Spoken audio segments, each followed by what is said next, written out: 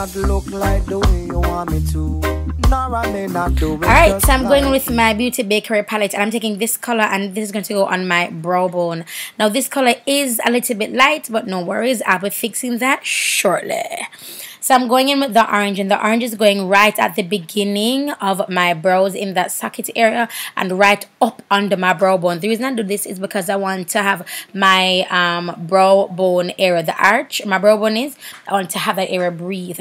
So now I'm going in with my Inglot number 63 blush. Then I'm going in with this brown color, and this is what I'm going to use to kind of blend the blush as well as the brow bone color. So I'm going over the brow bone color with that same brown color. Yeah.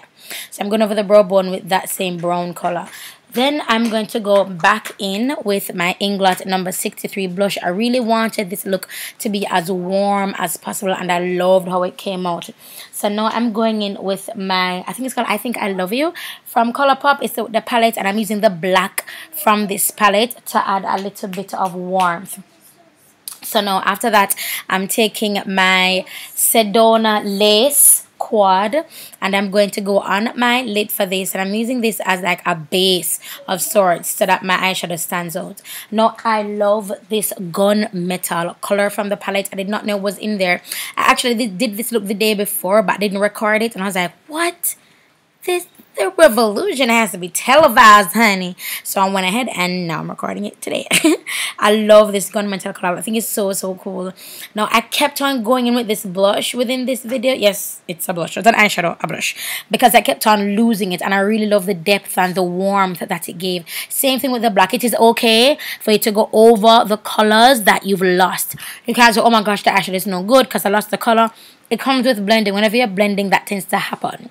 So I'm going with my black eyeliner pencil, and I'm taking that on my lash line as well as my waterline.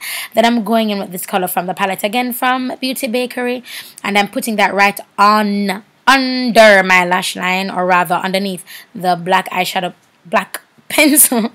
Back in with that color, and I went in with that color halfway, and now I'm going in with my 63 blush from Inglot the other half. So down there we'll have multiple colors, and of course getting my brush damp with some good old saliva, and that'll be going in my happy area to just add a little bit of light and some pizzazz to that area as well.